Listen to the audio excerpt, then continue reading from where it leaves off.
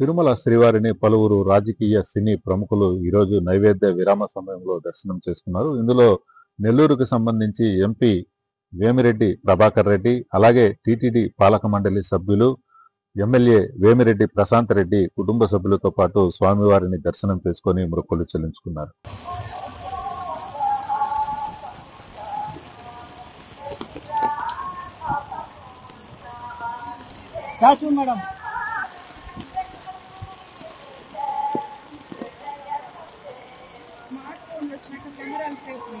అవును మేడం.